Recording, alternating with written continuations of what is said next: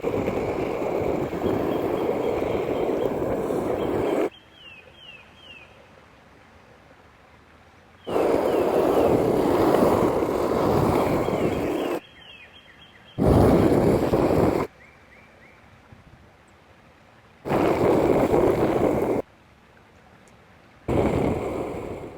think it's in the moments when we can escape the chaos of the world and retreat to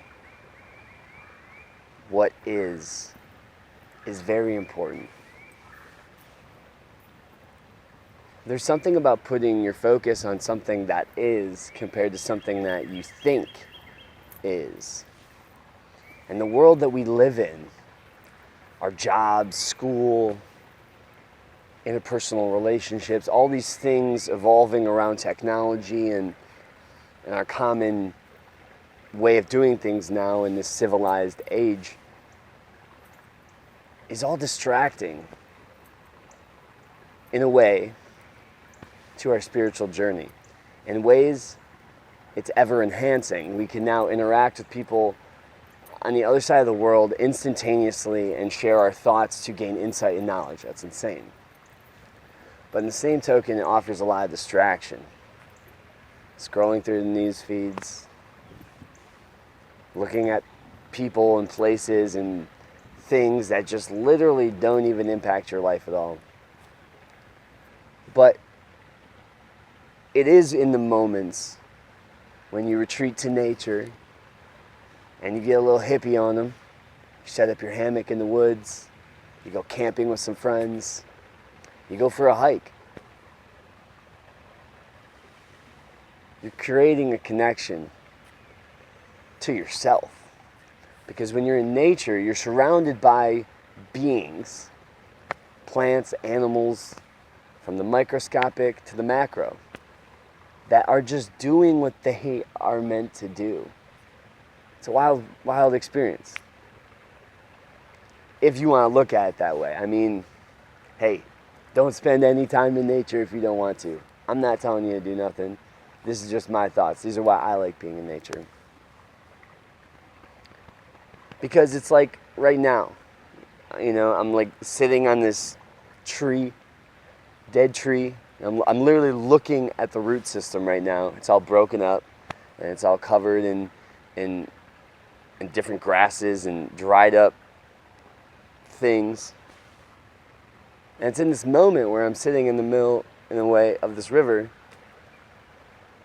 And except right now as I'm talking, even as I'm talking, I can hear the river. And it's creating this consistent focus for me to not get distracted from.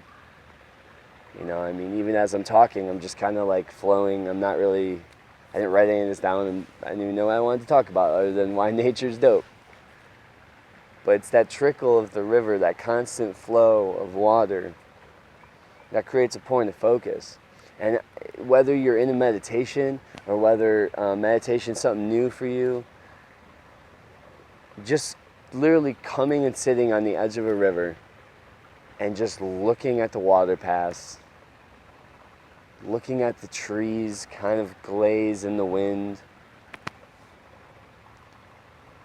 while the shimmer of light bounces off of the trees and the water itself.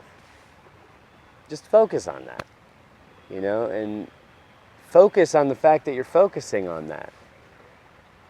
And in that stillness, understand why you feel the way you feel. Because I think by understanding who we are is to understand why we enjoy being in the moment. Everyone's always chasing this concept of, I gotta live in the moment. Then live in the moment and ask yourself why. Because then you know why. And as you're enjoying that bliss of being in the moment, you know why you're enjoying that bliss, so that you can create that moment in the future on the grander scale. Please do not get this mistaken, guys. In stillness, there is chaos. But it's in the stillness of that chaos when we decide to realize that we are perceiving the chaos and not the chaos. So be the observer of the river. Be the observer of your thoughts. And as we embrace the beauty of this world, listen to your heart and do what you love. Don't forget, you're magic.